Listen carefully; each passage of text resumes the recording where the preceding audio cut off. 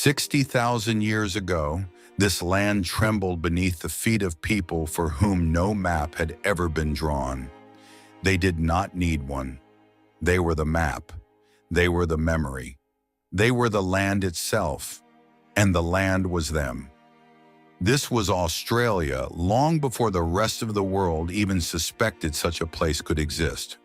The Aboriginal peoples, the first and original Australians, arrived through the channels of Southeast Asia during an age when the sea sat far lower than it does today, when the bones of the earth were more exposed, when the ocean had not yet swallowed the bridges between worlds. But do not imagine this as a simple crossing. This was no casual journey. This was an epic, multi-generational odyssey of breathtaking courage. Valley to valley, coast to coast, generation after generation pressing forward into the unknown, until for the very first time in all of human history, a human foot touched this red, ancient, extraordinary soil. What these people built with this land cannot be captured in any word from any language. It was not a relationship. It was not a philosophy. It was something far deeper, a sacred, unbreakable bond between human souls and the living earth beneath them. For the Aboriginal peoples, the land was not simply a place to live. The land was life itself. The land was mother. Every mountain had a story. Every river carried a name. Every stone whispered a memory, passed not on paper, not in books, but from mouth to mouth, generation to generation, carried in song and dance, and in the extraordinary rock paintings that still blaze across the walls of this continent today, striking every viewer dumb with wonder and filling every heart with something close to reverence. These people built societies of staggering complexity, societies that European newcomers, centuries later, would dismiss with arrogant ignorance as primitive. More than 500 distinct nations and tribes spread across this continent, each with its own language, its own laws, its own songs. They were astronomers, reading the southern stars with a fluency no European school could teach, using the heavens to navigate and to predict the rhythms of the seasons. They were botanists, understanding hundreds of medicinal and edible plants with a sophistication that saved lives and sustained communities. They were masters of survival in the harshest climate on Earth. And more than that, they flourished in it. 60,000 years of living history, the longest continuous culture in the entire story of humanity. For centuries, Europeans told stories about a vast, mysterious continent lurking somewhere in the south of the world. They called it Terra Australis Incognita, the unknown southern land. And they drew it on their maps, not because they had seen it, but because they felt, with a kind of philosophical certainty, that the world must be balanced. If there was great land in the north, then there must be great land in the south. That simple, elegant logic planted the seed of one of history's most extraordinary geographical discoveries. In 1606, a Dutch navigator named Willem Janszoon sailed his ship to the northern shores of this mystery land, becoming the first European to set foot upon it. But he did not understand what he had found. To him, it was only an unfamiliar coastline, wild, strange, punishingly hot. Years later, Abel Tasman pushed further, discovering the island that would carry his name forever, Tasmania. The Dutch called the whole territory New Holland, but they never seriously attempted to settle it. Perhaps it was simply too far, too strange, too wild for the risk. Everything changed when James Cook, young, restless, burning with the hunger for discovery, arrived on the eastern coast aboard the Endeavour in 1770. Cook was the kind of man whose blood ran with curiosity. He mapped the eastern shore with an obsessive, almost supernatural precision, dropping anchor in a bay he named Botany Bay in honor of the astonishing plant life his companion, the brilliant botanist Joseph Banks, discovered there. Then he planted the British flag, claimed the land in the name of King George III, and sailed away triumphant. He overlooked one small detail, of course. Hundreds of thousands of human beings had been living on this land for tens of thousands of years. That single moment, that flag driven into red earth, changed the fate of a continent forever. The clock, for better and for worse, had been reset. Britain had a problem. Its prisons were groaning. The hulks, rotting prison ships moored in its rivers, were packed beyond endurance. And the American War of Independence in 1776 had slammed shut the old escape valve. No more convicts could be shipped to the colonies across the Atlantic.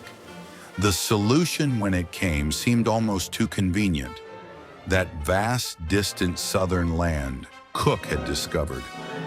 Far enough that escape was nearly impossible, large enough to hold a nation's worth of shame. In January 1788, the first fleet arrived, 11 ships carrying over 1,000 souls, 758 convicts, guards, sailors, and officials.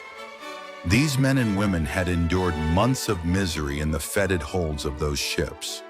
They were exhausted, frightened, and utterly at the mercy of a world they did not understand. Governor Arthur Phillip, their commander, quickly determined that Botany Bay was unsuitable for settlement and steered the fleet north to a deeper, more beautiful harbor. On the 26th of January, 1788, the British flag was raised at Sydney Cove. They called it Australia Day. But for the Aboriginal people watching in silence from the shadows of the trees, this was not a birthday. It was the beginning of a nightmare. Life in this new colony was harder than anyone had imagined. Crops withered in the unfamiliar soil. Food ran short. Disease swept through the settlement. Despair was as constant a companion as the relentless sun. Both convicts and guards suffered alike in conditions that defied every expectation. But human beings are, above all else, adaptable. Slowly, painfully, the settlers began to learn the land's language, its rhythms, its secrets, its hidden generosity. Convicts who served their sentences were freed and given land. They had come in chains. They stayed with dreams. Waves of free settlers began to follow. A society was taking root in the red dirt at the bottom of the world. But while this fragile new colony struggled toward life, a silent catastrophe was unfolding all around it. Aboriginal Australians, encountering European diseases, smallpox, measles, influenza, for the first time, died in devastating numbers. Populations that had stood in the hundreds of thousands collapsed within decades. This dark chapter stands among the most heartbreaking passages in all of human history. Then in 1851, a word exploded across the continent like a thunderclap. Gold. First at Bathurst in New South Wales, then at Ballarat and Bendigo in Victoria. The news raced around the world and set it on fire. From England, Ireland, China, America, Germany, Italy. From every corner of the globe, men and women came streaming toward Australia with stars in their eyes and impossible dreams in their chests. Someone had said the gold was lying in the streets. Young men who had never imagined a future suddenly burned with hope. In a single decade, Australia's population nearly tripled. The gold rush did not merely change the economy. It hammered the soul of this young nation into a new shape. Men who had been destined for a lifetime of poverty woke up rich. Women who had been invisible in Europe tasted freedoms they had never been permitted to imagine. Australia was no longer simply Britain's dumping ground for the unwanted. It was becoming something else, something bolder, rougher, louder, and proudly its own. But not all that glittered was freedom. British authorities imposed a mining tax on the diggers, a tax many considered punishing, unjust, and contemptible. Resentment bubbled and seethed beneath the surface. In December 1854, the miners of Ballarat decided they had had enough. They gathered at a place called the Eureka Stockade, raised their blue star-spangled flag, and made their stand. The rebellion was crushed quickly, brutally, with soldiers and bayonets. But its spirit could not be killed. The Battle of Eureka became Australia's great symbol of defiance, proof that the people would not be ground down without a fight. That blue flag with its stars became the banner of the workers, the emblem of justice, the war cry of those who believed that every man and woman deserved to be treated with dignity. Sometimes a small flame sets an empire burning. By the end of the 19th century, Australia was still 6 separate colonies: New South Wales, Victoria, Queensland, South Australia, Western Australia, and Tasmania. Each had its own government, its own laws, its own peculiarities.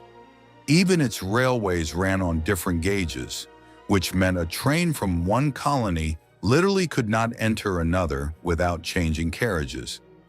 It was a portrait of fragmentation that could not sustain itself forever. Long negotiations began. Politicians, lawyers, and ordinary citizens debated the shape of their future. Some demanded full independence. Others clung to their ties with Britain. But the pull toward unity was irresistible. On the 1st of January 1901, the Commonwealth of Australia was born. Crowds poured into the streets in celebration. Edmund Barton became the nation's first prime minister. A new chapter had begun, though it opened with shadows as well as light. Among the first acts of this new federation was the shameful White Australia policy, a law that slammed the doors of immigration against all but Europeans, a stain that would endure in various forms until the 1970s. History is never made only of shining moments. When the guns of the First World War began to thunder in 1914, Australia leapt to Britain's side. Young men who had never left this continent, boys from Sydney suburbs and Queensland cattle stations and Melbourne laneways, shouldered rifles and sailed toward a war they did not yet understand. Some went for adventure, some went out of duty, some simply had no idea what they were walking into. In April 1915, the forces of the Anzac, the Australian and New Zealand Army Corps, waded ashore at Gallipoli on the Turkish coast. The campaign was, by any military measure, a catastrophe. Over 8 months of savage fighting, 8,700 Australian soldiers died. Buried in foreign earth, far from the families and sunburned landscapes that had made them who they were. But what lived on from Gallipoli was not failure. It was something harder and more magnificent. The Anzac spirit, courage in the face of impossible odds, loyalty to your mate above all else, dark humor even in the shadow of death, stubborn, unbreakable dignity in the face of fate. Every year on the 25th of April, Anzac Day, Australians bow their heads in remembrance of those men who went to the other side of the world and gave everything they had. Their sacrifice became the cornerstone of Australian identity, and it has never been forgotten. The Second World War brought the terror to Australia's own doorstep. In 1942, Japanese aircraft bombed Darwin, the first foreign military attack on Australian soil in modern history. The threat of a full Japanese invasion sent shockwaves through every household in the nation. Mothers bundled their children inland. Men prepared to defend whatever they had. But this time, something remarkable shifted in the Australian character. Prime Minister John Curtin made a decision that was nothing less than historic. Instead of leaning on Britain, Australia would look to America. That pivot reoriented Australia's strategic identity for the rest of the century and beyond. The nation that had once stood as Britain's most devoted child was growing up, looking outward, choosing its own future. After the Second World War, Australia embarked on one of the most ambitious immigration programs in human history. The government's policy was blunt and urgent. Populate or perish. The country needed people for its economy, for its security, for its future. Millions responded to the call from Britain, Ireland, Italy, Greece, Yugoslavia, Poland, and beyond. People came by ship with a few pounds in their pockets, a handful of English words on their tongues, and a single shared dream of something better. These newcomers transformed Australia at its roots. Cities that had been entirely English in character exploded with color and noise and flavor. The scent of Italian coffee and Greek souvlaki and Lebanese bread drifted down streets that had never known anything but tea and toast. New music, new architecture, new ways of thinking and laughing and arguing. All of it swirled together and produced something that was no longer English, no longer European, but entirely, unmistakably Australian. Sydney and Melbourne became two of the most vibrantly multicultural cities on Earth. Then in the 1970s, under the bold leadership of Prime Minister Gough Whitlam, the shameful White Australia policy was finally abolished. The gates swung open. New waves of immigrants arrived from Asia, the Middle East, Africa, and Latin America. Today, more than a quarter of Australia's population was born outside the country, a fact that makes this nation one of the most gloriously diverse human experiments ever attempted. But history never moves in only one direction. From the late 19th century until the 1970s, the Australian government engaged in one of the most systematic and heartbreaking programs of cultural destruction ever carried out in peacetime. Aboriginal children were forcibly taken from their families, dragged from their mothers' arms, removed from the communities that had nurtured them, and placed in institutions where they were told to forget everything they had ever known. Their language was forbidden. Their names were changed. Their culture was declared illegal. They were to be civilized. They were called the Stolen Generations, and many of them never found the road home.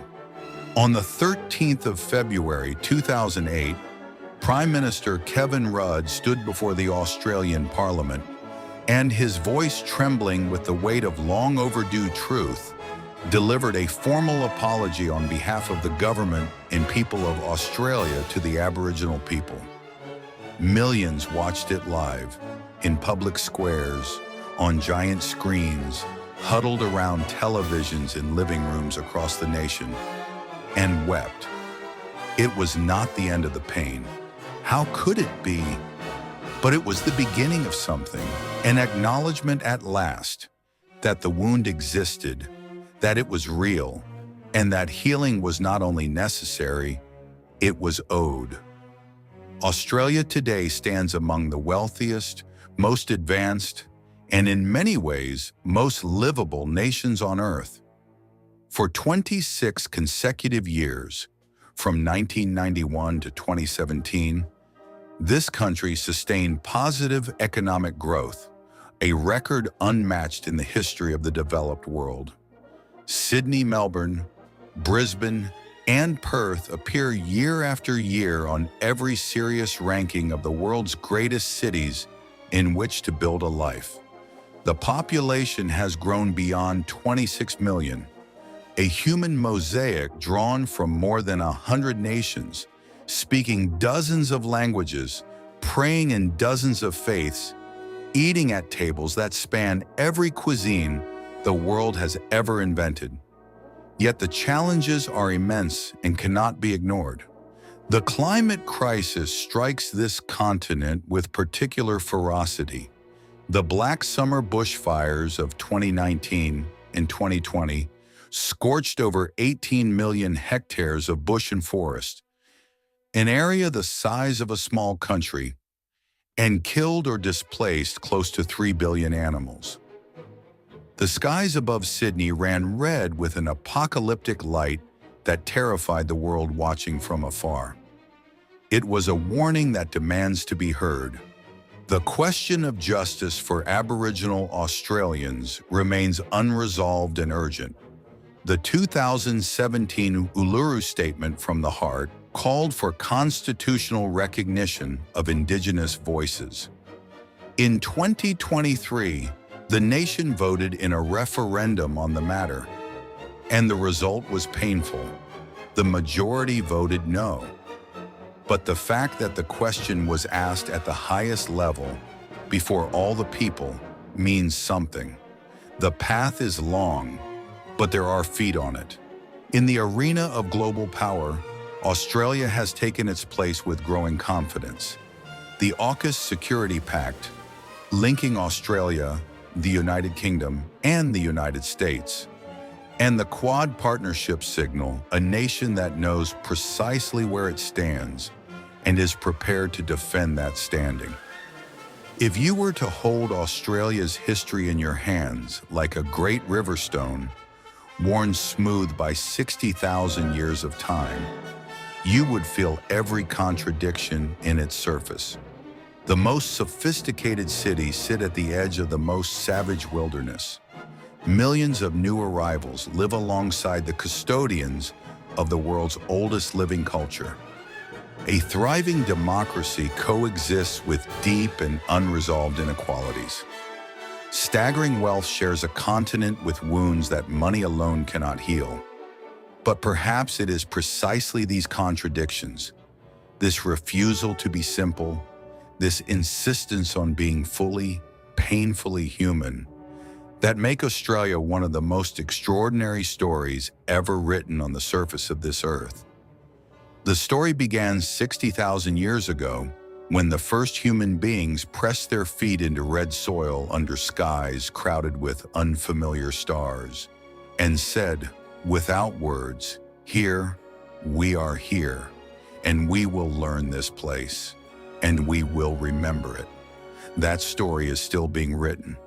Today, in a laboratory in Melbourne, in a classroom where an Aboriginal teacher shows children the truth of their own history, in a harbor where a new ship brings new dreamers to a new shore. The next sentence is being composed. Australia has always had something new to say, and long after the last page of this chapter is turned, it will have still more to say, still more to discover, still more to become. This is not merely the history of a nation. This is the longest human story ever told, and it is nowhere near finished.